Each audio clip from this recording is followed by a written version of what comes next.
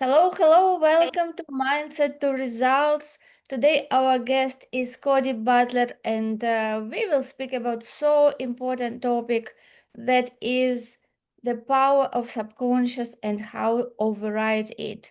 Cody is the best-selling author and transformational expert and we are going to discover so much, and thank you Cody for showing your passion and interest to be a guest on our podcast. We are looking forward to learn a lot from you in this episode.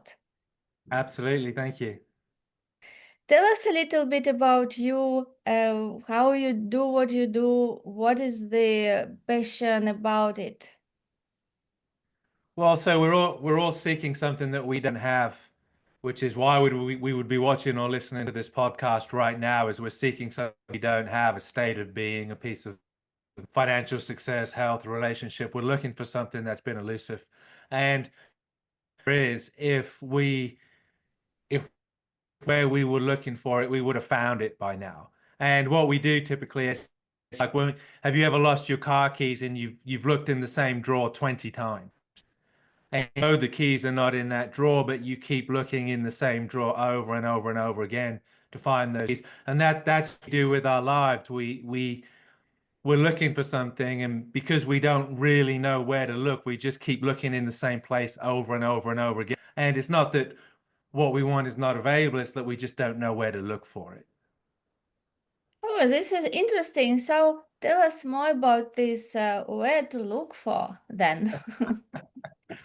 Well, the great psychologist Carl Jung once said that until the unconscious is made conscious, it will continue to control your life, and you shall call it fate. And that's very, very true. And a lot of times when I work with people, I hear statements like, well, what do you expect, Cody? I'm Italian. Or what do you expect? My family was that way, or I was raised like this, and we look at our lives as conditions when in fact they're not conditions at all, they're consequences. Our lives are consequences. They're consequences of choices that we've made, decisions that we've made. And as Carl Jung said, those decisions are in darkness right now. And until we can bring those into the light, then it's going to continue to control your life, and you're going to call your life a condition instead of a consequence. Yeah, so this is all about decisions and choices, and Mm. the question is why we do these decisions. Yes, why we make these choices. What is behind? Oh, So tell us about this. How people can be conscious about their decisions because they think that this is what they have. Yes, decisions comes automatically, oh, and they think that it is just how they are, and they don't usually question like what is behind that, why I make this decision. sure, sure. So a great example, Elena. In years in my 20s and 30s, excuse me, I had no problem getting things. I was a millionaire by the age of 24. I was bankrupt by the age of 25. I bought my dream house. The bank foreclosed on it. I got my dream car. I wrecked it. I got into my dream relationship. She left me. And throughout the first 2 decades of my adult life, I had no challenge whatsoever getting the things that I wanted. Couldn't hang on to them. And one day after another broken relationship, and I was in a very bad state. I was depressed, anxious, couldn't get out of bed. And I was really just crying out, why does this happen to me all the time? Why do I keep losing everything? Why does everything? And all of it came to me when I was 5 years old. My father came home from work and he was holding a glove, and he asked me, he goes, do you know where I found this glove, Cody? And I said, no. He goes, I found it down the road, on the side of the road. And he looked at me and he goes, you don't deserve nice things. He didn't say you can't get nice things. He said you don't deserve nice things. And as a 5 year old, when you're looking at the deity in your life at that point, the person who is unquestionable, the person that is handing you your worldview and giving you your self-esteem and sense of purpose, unquestioned, that information is going unfiltered as a 5 year old. And when the man of that person in that authority tells you that you don't deserve nice things, well, guess what you're going to do every time you get nice things in your life? You're going, Yeah, you're this is how you be. Mhm. Yeah, your mind is going to go, Cody, you don't deserve these nice things, and you're going to find a way to lose them. You're going to sabotage yourself every single time. Mm. Yes, it is very interesting that it happens totally unconscious. As it's not that you want to lose, but it is not up to you. It's just your subconscious mind just finds a way how to uh, accomplish that program, which is there, and how to That's make it exactly your right. reality. And you're running those programs in every aspect of your life. You're running that program in your health. You're running that program in your relationships. You're running those finances. And if your subconscious beliefs have you programmed financially at a certain level, you will not exceed that level. And if you do, you'll come back down very quickly. This is the lose the weight cycle, right? We lose the weight, we put it back on. We lose the weight, we put it back on. We find the relationship, we break it. We find the relationship, we break it. We always come back to a reset point. And if you want to know what the subconscious patterns that are running your life are, look at your life. If you're continuously engaging in self-sabotaging relationships, or if you're getting into abusive relationships, your patterns, your subconscious patterns are telling you you deserve abuse. If you are failing to produce finances, then the subconscious pattern that's running you is telling you you don't deserve money, or you have some negative belief around money. Every single aspect of your life is ruled by these subconscious beliefs that they cannot be overridden, but they can be changed. Yeah, so we came here to the interesting point, how to change them. And of course, initially we have to find them out. What are the programs which run in my life?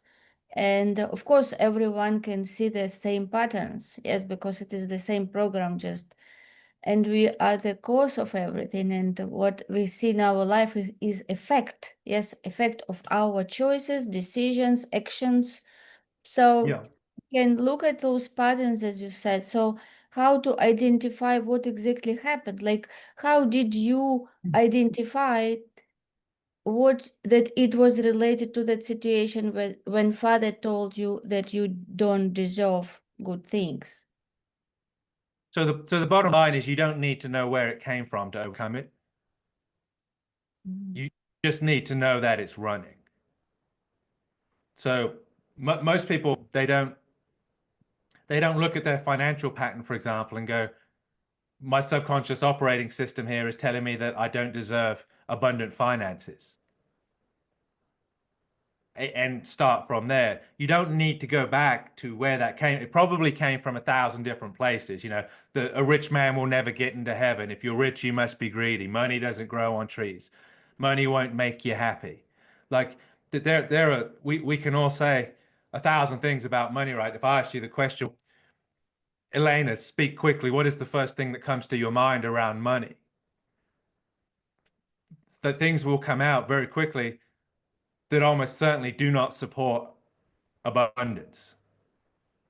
So we don't need to know where they came from. They came from keeping us poor is very beneficial to society. As long as you're poor, you're working. As long as you're poor, you're working for somebody for minimum wage. If you were to become financially affluent, you would no longer be useful to the system. You would no longer be useful to organized religion. You would no longer be controllable. So where have these patterns come from? Well, there's a multitude of places that they've come from. You need to Yes. know. Mhm. Sorry. From what you said that it can be different times when we got conditioned through repetition the same things but in different phrases, but it is like meaning was the same because it is how we grow up, yes, and how we were part of this society. And now this is time for waking up, yes, and for personal Yeah. development. And why it is called personal development? It is when we take control and start searching for things which Yeah. really will shape our future because we don't like Yeah. some results in our life today. Well, I don't like, I agree with you in principle. I think the language I have some issues with. So personal development is it's like therapy, personal development, coaching. You asked me, how do I want to be introduced before we came on? And you said coach, and I'm like, well, I don't really, coach is okay, but it's not really accurate. Here's the thing, right? It's not a progression. It's not something that takes a long time. Personal development is a progression. Self-help is a progression. Therapy is a progression. We slowly get better over time. These beliefs, they don't get slowly removed over time. It's like firing a gun. You can't kind of sort of fire a gun. It's been fired or it hasn't. And the truth of the matter is, a lot of these beliefs they're installed by ourselves. How many times have you gone to the shop and looked at something and said, I can't afford this, or this is too expensive? These are not other people installing those beliefs. This is us reinforcing our own. And I prefer, to be honest, like to me, personal therapy or personal development, I prefer in control.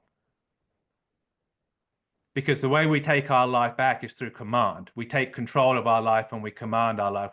We stop allowing ourselves to be blown around by every wind that comes in our direction, and we accept that my life is my responsibility, and I change that in the snap of a finger. And that doesn't happen by development and therapy. That takes place by command and control. I will take control of my mind. I will take control of my life.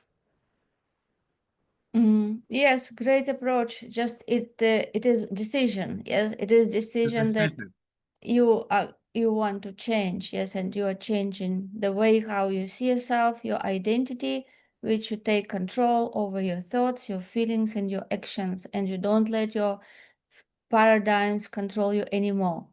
Right. That's right. Great. That's exactly right. Mhm. It's not saying I am the result, I am a condition. It's saying that I am a consequence of my thinking. And unless I change my thinking, I will continue to be that. This is the choice that we have, Elena, today, is you can change your thinking and get a new result, or you can keep thinking how you're thinking right now and get the same result. There's no third option. There is not a third option, which is continue to operate the same way and get a different result. That's not an option for us. Yes, totally true. What you see in your head, you can hold in your mind. Yes, everything happens twice. First, it happens in the mind, and then you create it in your life.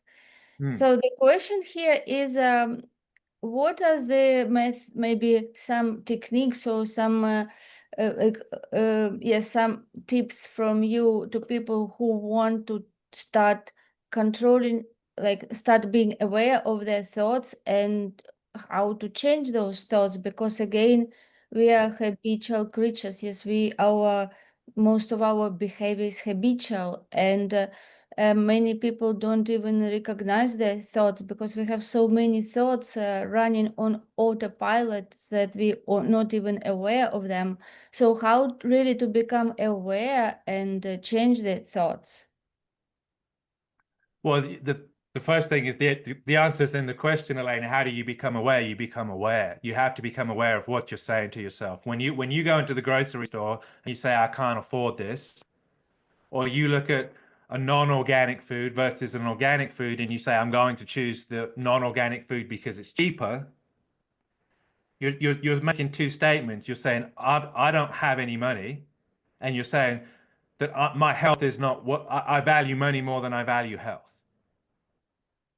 These are the two decisions that you've made in that moment, that I've decided that I don't have any money, and I've decided that what little money I do have is more valuable than my health. Well, guess what's going to show up in your life? You're going to show up with no money and you're going to show up with poor health. And down the road, we're going to go, well, I'm just a victim. That's a condition. My health is what it is. No, you made that choice. And you've got to be aware when you're in the grocery store, for example, what am I thinking and what is that communicating? What is that communicating to myself? Look, language that's banned for me that I will not allow. I'm tired, I'm worn out, I'm overwhelmed.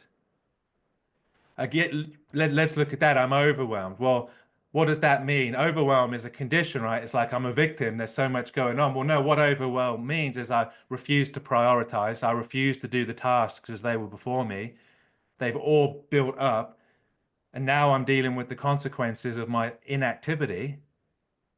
And instead of saying I was lazy and I was ineffective in my leadership and decision making, which I can affect, I can change, I say I'm now victim of a condition which is called overwhelm.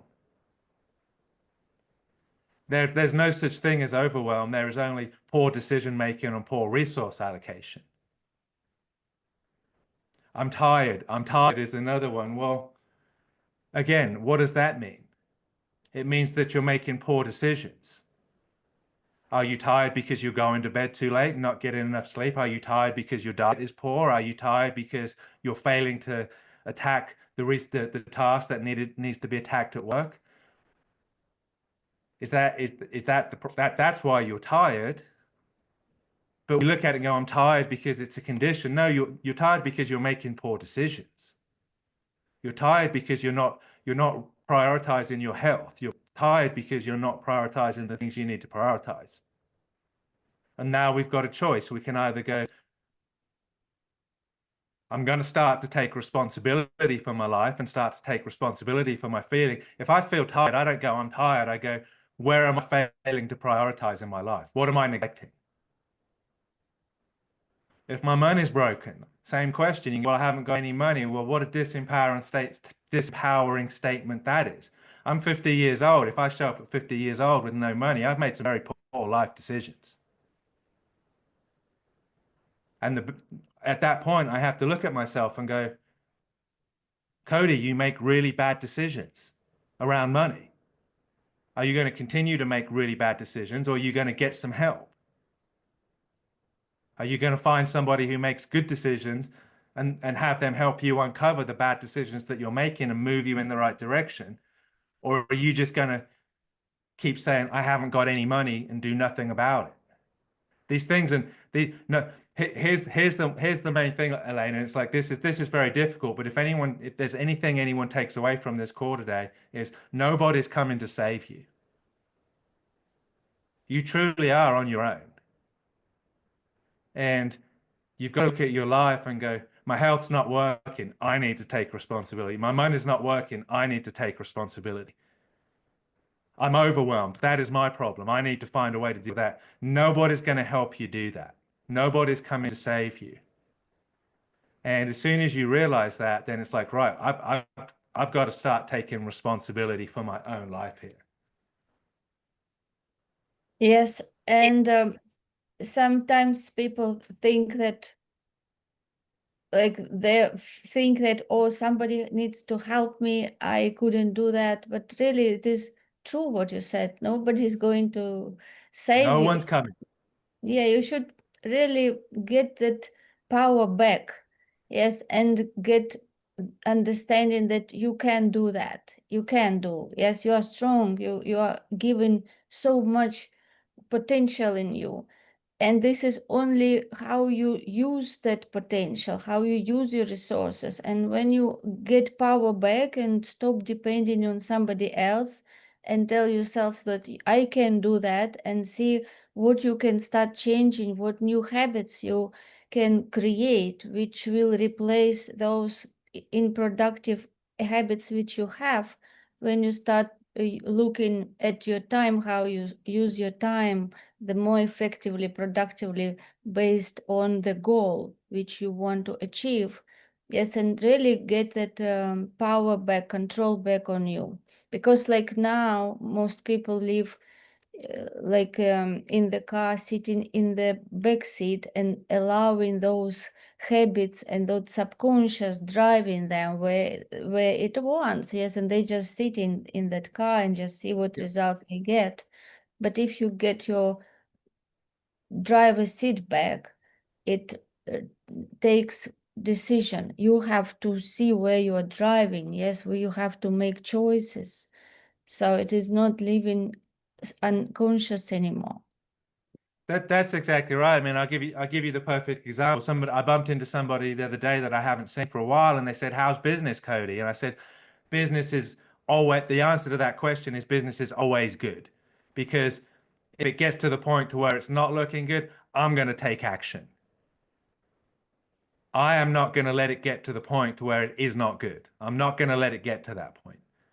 I've got my eyes on the road, and as soon as things start to look like they're slipping a little bit, I'm going to get control and I'm going to take action. And the same should be true for every aspect of your life. I shouldn't have to ask you, how's your health? Your health should be great because you're not going to let it get bad. How's your finances? Your finances are great because as soon as they start to look like there's a fracture or a crack in them, you're going to take action. And it's never going to be allowed to get to the point that they're bad. How's your relationship? How's your marriage? The answer to that question should be spectacular. And it's not because I'm amazing, it's because if it starts to slip, I'm going to take action. You have to constantly be the natural state of life, Elena, is decay. You look at anything, you look at your garden. Your garden is a highly fertile place and it has the ability to produce roses and beautiful flowers and be an amazing place that you want to hang out and spend time in. Or if you just leave it to itself, it will turn in. I'm in Australia, so it'll turn into a playground for snakes and spiders and creepy crawlers and everything you don't want. Every aspect of your life is the same. Your marriage, your relationship is a garden, and if you will either cultivate it to something beautiful or it will deteriorate to a snake-infested rat hole. Your finances will grow to something beautiful, or if you neglect your finances, they will deteriorate to chaos. If you neglect your health, it will deteriorate to chaos. That is the default. And this is what people really, the decision that they need to make and that what they need to understand is your health is not going to get better by itself. Your money is not going to get better by itself. You have to make a decision for it to get better. And then you have to enforce that decision.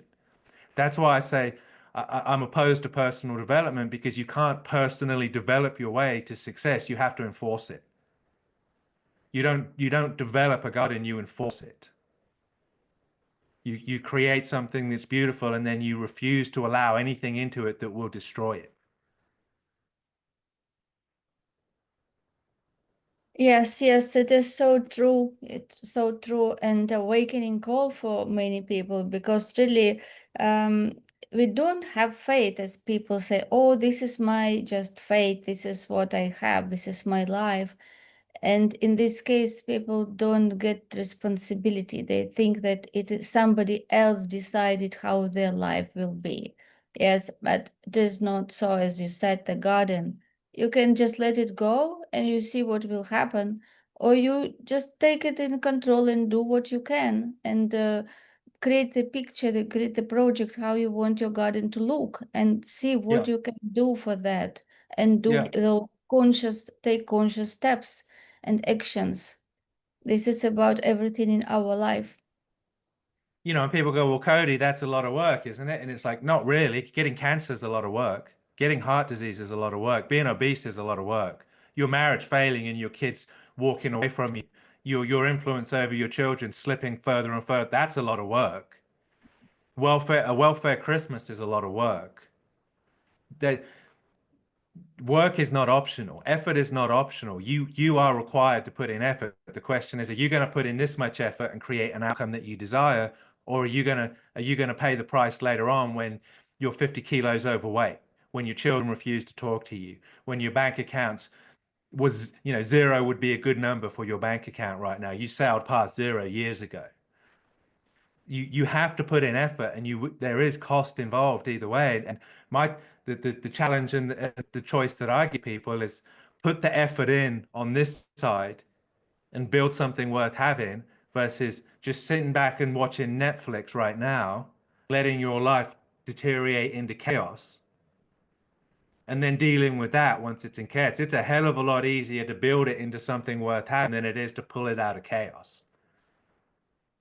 Yeah, so true. It is always easier to prevent something than then take you out of that situation which you already are. Yes, Cody, so true. Tell us a little bit about your book which you wrote. The greatest comeback in history is you.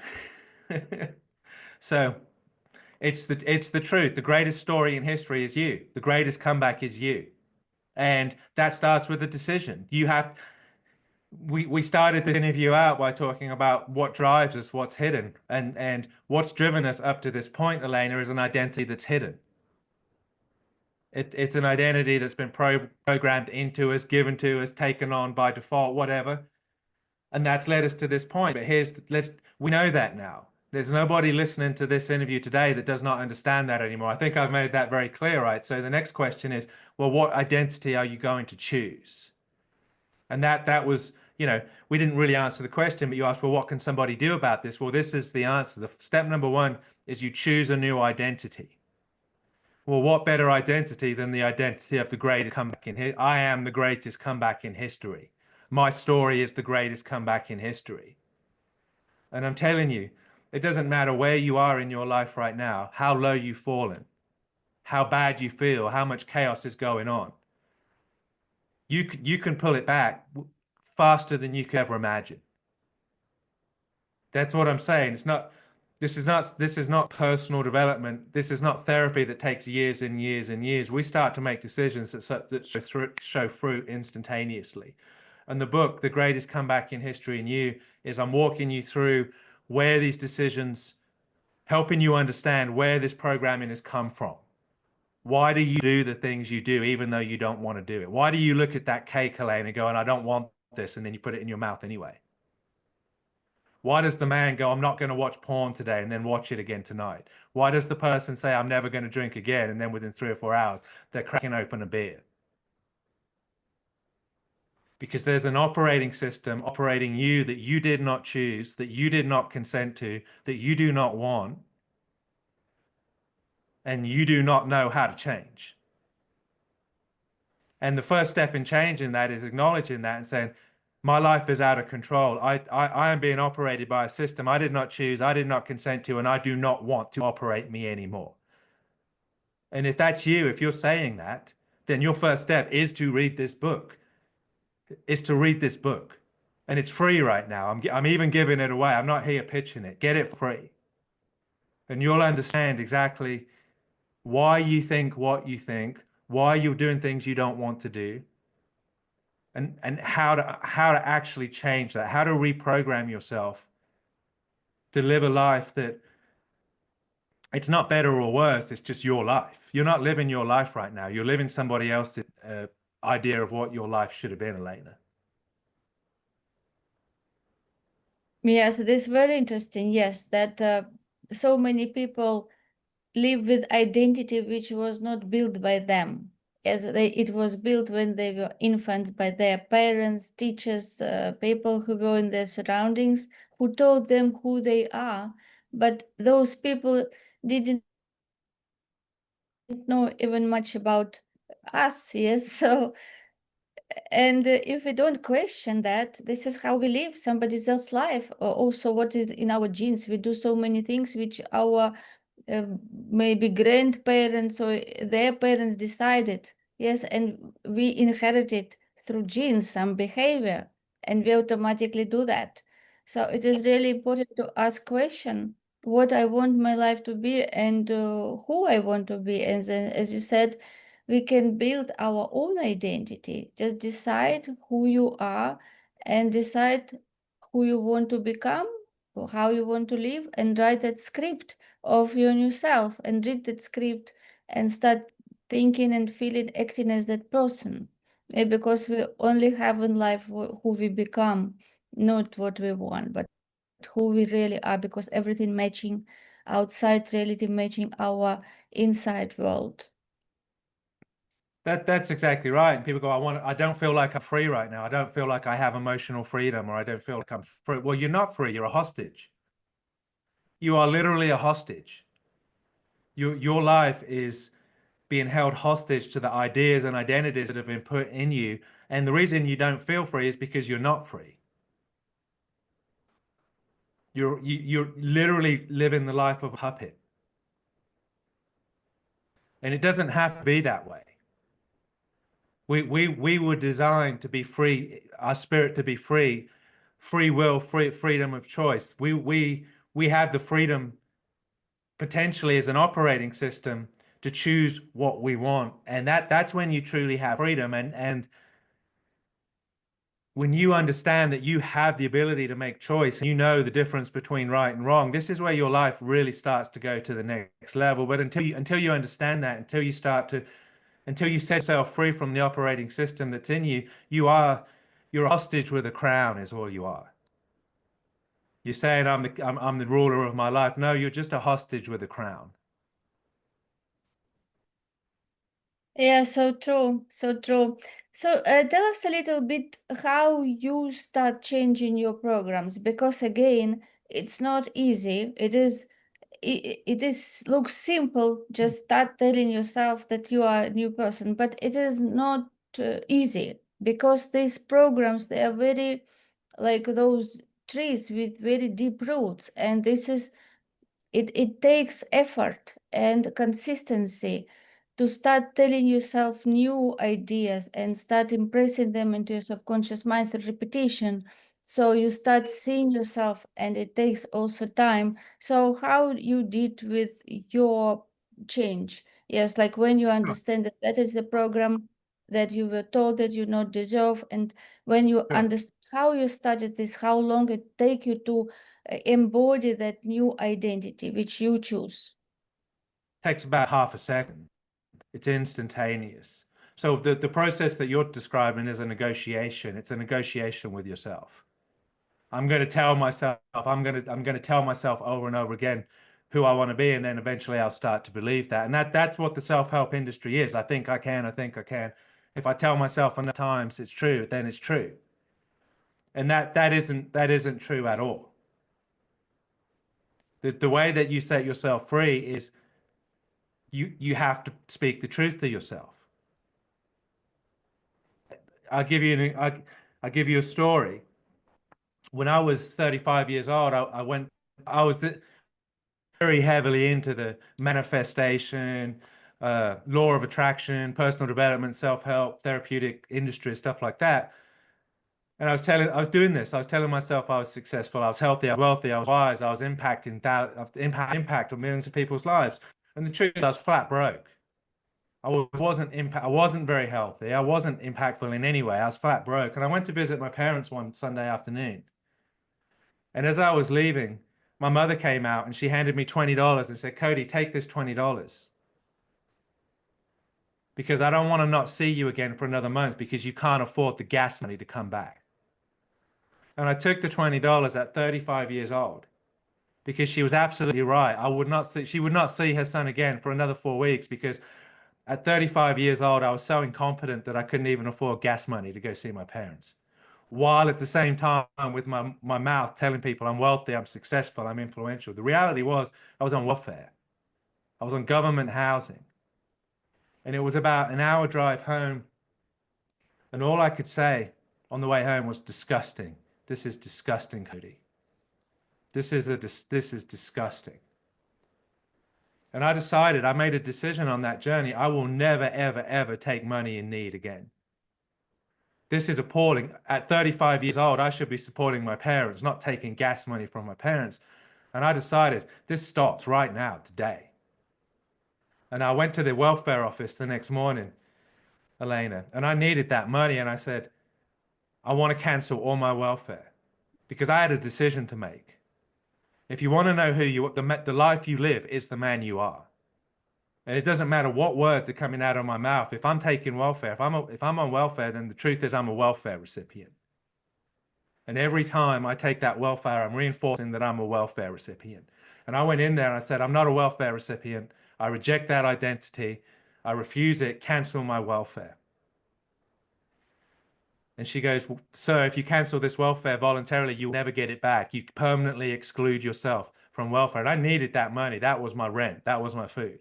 And I said, do it. I'd rather die and be homeless than be a welfare recipient again. I tripled my income within 3 days. Within 3 days, I tripled my income. I made $9,700 the previous year. Within 3 days, I'd got a job close to $40,000. By the end of that year, I'd made $187,000. Within 3 years, I was making $1 million a year. So I went in a 3-year period from utterly broke to making over $1 million a year. Why? Because I rejected that identity. I refused it. And I didn't just refuse it, I burnt the bridge. I backed that decision up with serious action.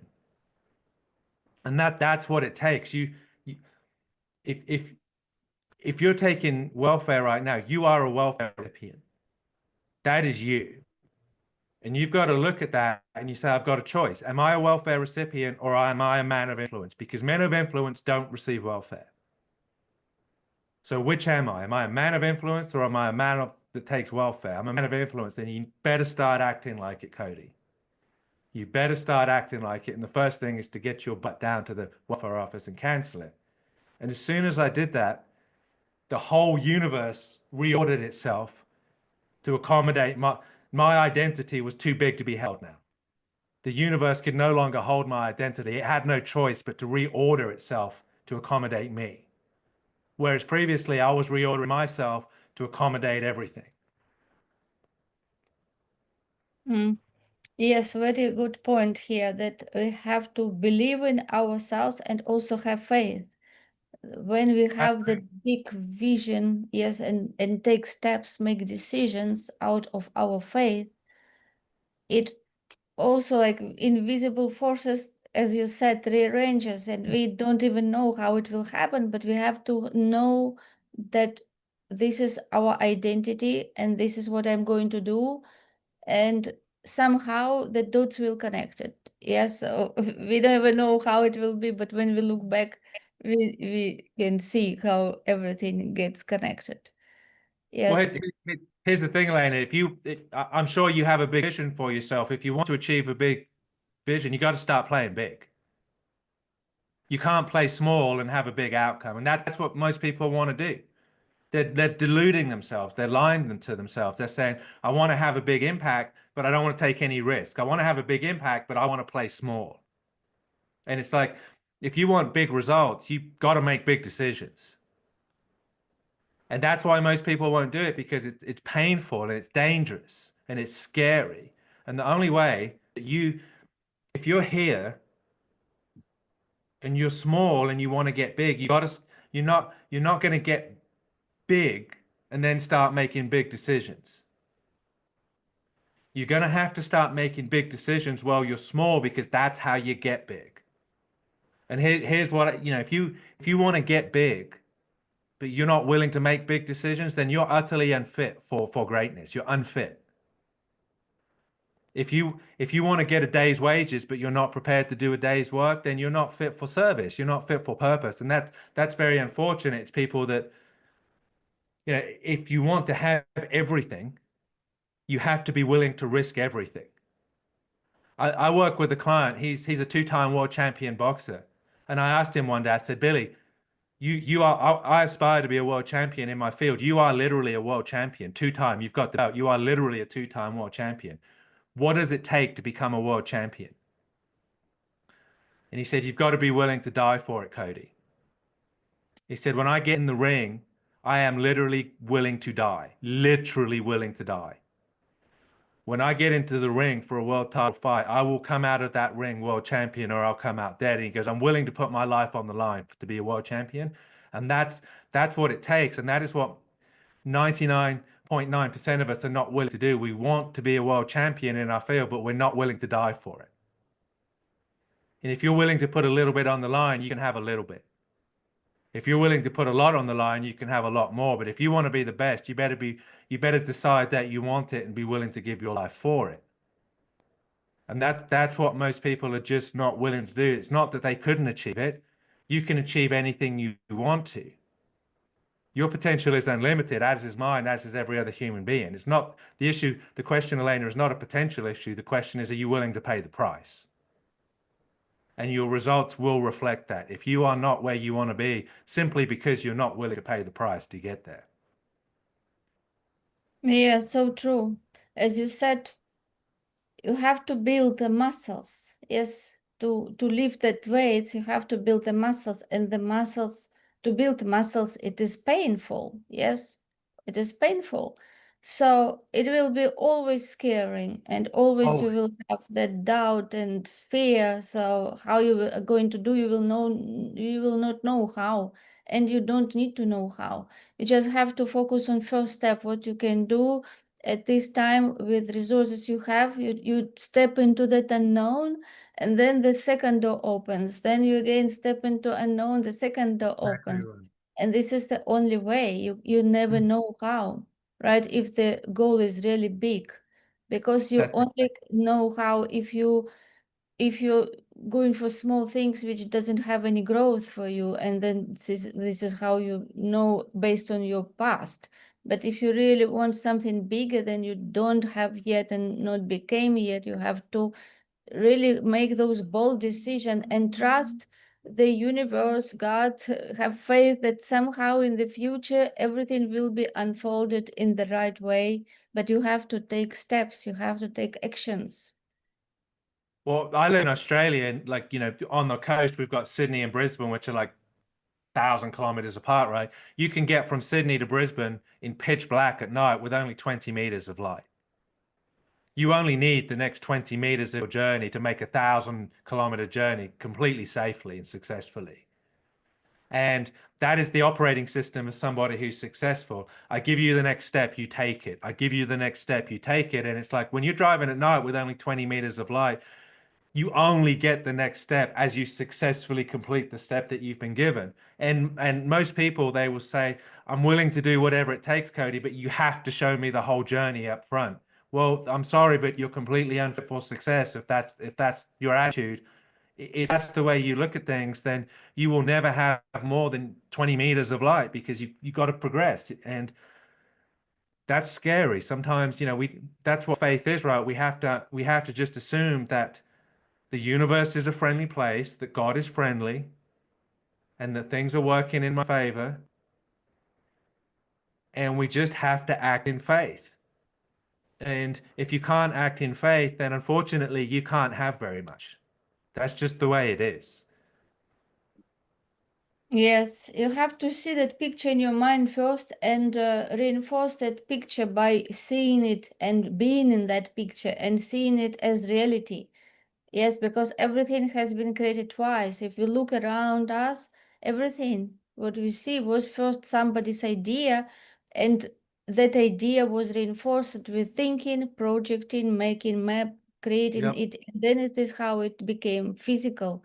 This is everything how it takes place from energy. Yes, energy and matter. So matter comes from energy, and that energy initially you have to generate it with your thoughts. Yes, and get it manifested in your physical reality. Well, to Yeah, add to that, very briefly, you're absolutely right. Everything that's in existence was created twice, once in your mind, once in the world. I agree with that. But how much stuff was only created once? Most people's universe is only created once in their mind. It's not coming out of your thoughts unless you take actions with your hands, unless you take action with your finances, unless you take action with your body. You're not going to lose weight unless you take physical action with your body. It's not happening. You can't manifest your way to a healthy body. You have to see that healthy body in your mind, absolutely, but then you have to back that up with action, physical action. yes, yes, so true, so true. So, yes, so let's resume what we discussed today, that the change starts from your decision. Yes, from your decision and understanding that your identity, which controls now everything you do and the life you have, was created by somebody else, and now it is time to change it, and you decide who you want to become and make decisions from that place, from that identity. Start thinking, feeling, acting as that person, and deny the current results, because current results is just a projection of what you did before. So when you start today seeing yourself and acting as different person, this is how your results will be shaped. And of course, it takes that boldness and courage and really commitment. Yes, commitment. That, as you said, that you burned the boats. Yes, you said that I'm not that person. And it takes commitments and bold decisions and actions, and this will be rewarded. Absolutely, absolutely. And the second step is you've got to get help. Like this is, we talk about self-help. Well, that's an oxymoron. If you could help yourself, why haven't you already? Why haven't you? Like you can't help yourself. You have to get help.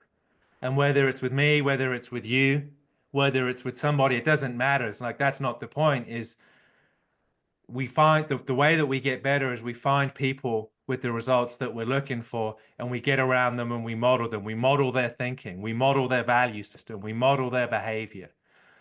We can't improve in a vacuum. We can't improve by ourselves. We're community creatures. We're designed to operate in a group, and that's very, very important. Anybody who thinks that they're going to improve themselves and change in a vacuum, you're delusional, and it's not going to happen, my friend, I'm afraid. You have to get into an environment around people that have the results that you're looking for.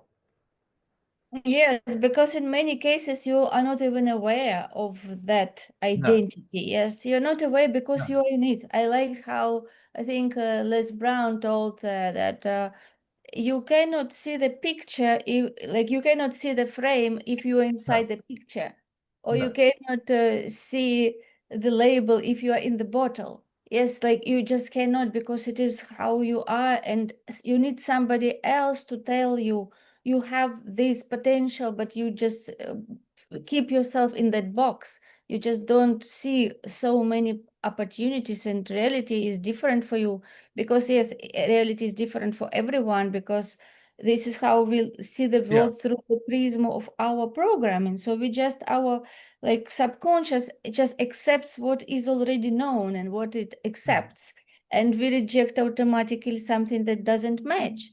That is why really we need somebody who see yeah. us more than what we see for ourselves.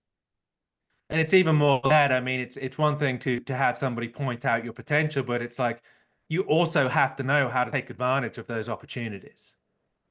You have the potential to be a world-class property investor. If you don't understand finance, if you don't understand interest rates, leverage, equity, if you don't understand these things and you don't know how to access those opportunities, it doesn't matter how much potential you've got. I can tell you all day long you've got the potential to be a world-class investor, but you also have to know how to access. And that's what people that's what we need to get around, people that understand that. What area of your life, if you want to lose weight, then it's one thing to say you have the potential to lose weight. You need skills.